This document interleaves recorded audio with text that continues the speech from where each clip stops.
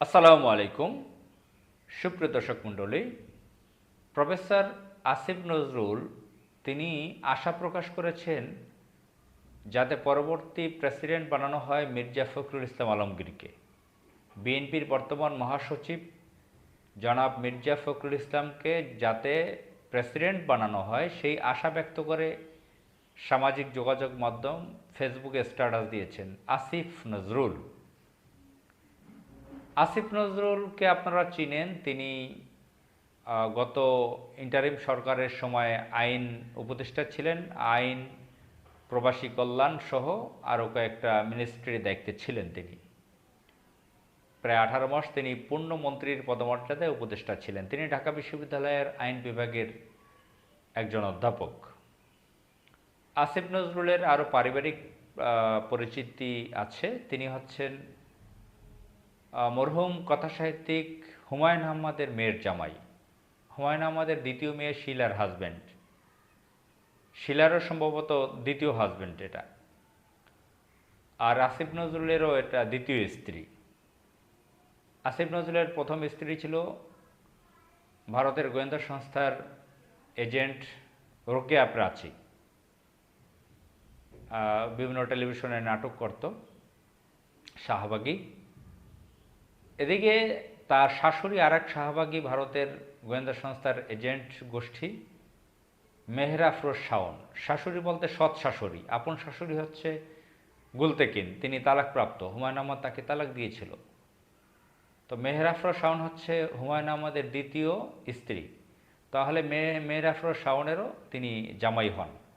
মেহর আফরোজ শাওন সম্পর্কে জানেন যে তিনি কিভাবে জুলাইকে নিয়ে বাজে মন্তব্য করে যাচ্ছে, ভারতের হয়ে বাংলাদেশে কিভাবে তৎপরতা চালাচ্ছে। এবং আমরা দেখেছি যে 5 আগস্টের কিছুদিন পরে তাকে গ্রেফতার করা হয়েছিল, সামান্য সময় হাসপাতালে রেখে তাকে আবার ফেরত দিয়ে দিয়েছে। তো এসব ঘটনা আমরা জানি। তো আসিফ নজরুল এই যে আশা ব্যক্ত করেছেন মির্জা ফখরুল ইসলামকে রাষ্ট্রপতি পদে দেখতে চান, এটা তো সাংঘাতিক একটা ব্যাপার।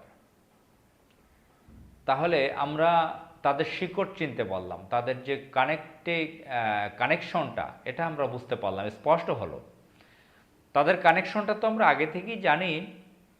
তাহলে আসিফ নজরুল এই স্ট্যাটাসের মাধ্যমে একদম স্পষ্ট করে দিল কানেকশনটা হচ্ছে আসিফ নজরুল হচ্ছে প্রথম আলো পত্রিকার প্রথম থেকেই একজন নিয়মিত কলামিস্ট। প্রথম আলো পত্রিকার নিয়মিত কলামিস্ট তো যেইতেই লোকে হয় না, একদম বাছাই করা বাম এবং দিল্লির নতজানু ছাড়া, দিল্লির এজেন্টগিরি ছাড়া সহজে নিয়মিত কলামিস্ট সেখানে করা করা হয় না। আসিফ নজরুল প্রথম আলো পত্রিকার শুরু থেকে কলাম লেখে, সেখান থেকে সম্মানই পায়।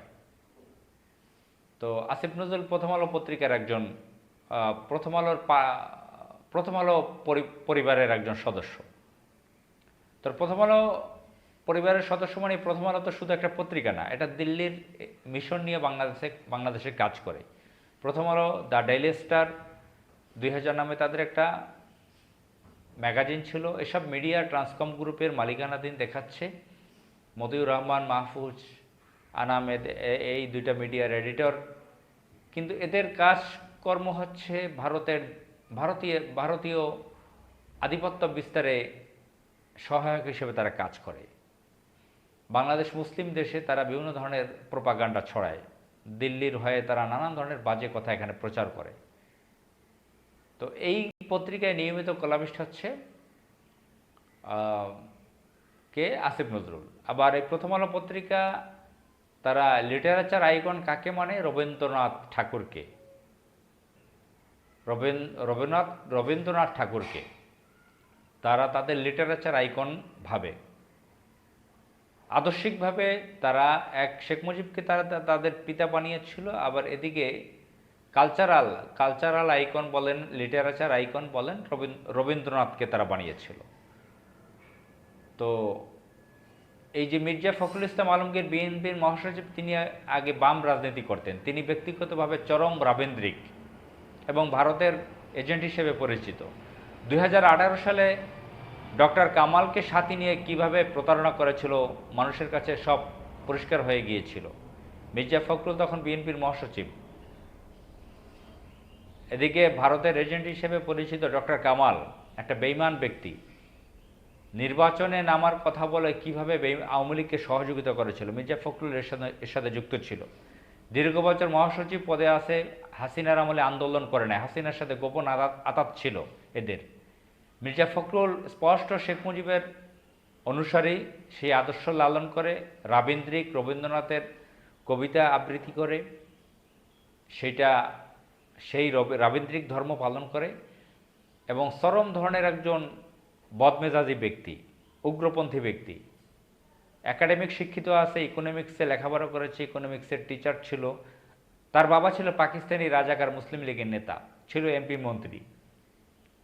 চাচাও ছিল সম্ভবত এমপি মন্ত্রী। মুসলিম লীগ পরিবারের, পাকিস্তানি রাজাকার পরিবারের এই ভারতীয় এজেন্ট গোষ্ঠী এই মির্জা ফখরুলকে প্রেসিডেন্ট দেখতে চায় আসিফ নজরুল। তাহলে আসিফ নজরুলের আসলে কি চিন্তা ভাবনা? আসিফ নজরুল এখানে চাচ্ছেন, যেটা অনেকে মন্তব্য করেছেন স্ট্যাটাসের ওখানে, আসিফ নজরুল আসলে বুঝে শুনি এগুলো করেছেন। মির্জা ফখরুলকে সে খুশি করতেছে। মির্জা ফখরুল যদি প্রেসিডেন্ট হয়ে যায় তাহলে আসিফ নজরুলেরও ভাগ্য খুলে যেতে পারে, তাকে হয়তো মন্ত্রী পদমর্যাদায় কোনো উপদেষ্টা পদ দিতে পারে। প্রেসিডেন্ট যদি হয় মির্জা ফখরুল, তাকে আসিফ নজরুলকেও ভালো একটা পদ দিতে পারে। এইসব কারণে অগ্রিমভাবে তাকে ভারতকেও খুশি করতেছে, মির্জা ফখরুলকেও খুশি করতেছে। এভাবেই বোঝা যাচ্ছে তার স্ট্যাটাসটা। তো আমরা চিন্তা করছি যে এই চরম রাবীন্দ্রিক এবং ভারত ঘেঁষা মির্জা ফখরুল যদি বাংলাদেশের প্রেসিডেন্ট হয়, কি পরিস্থিতি বাংলাদেশে ঘটতে পারে। আসসালামু আলাইকুম।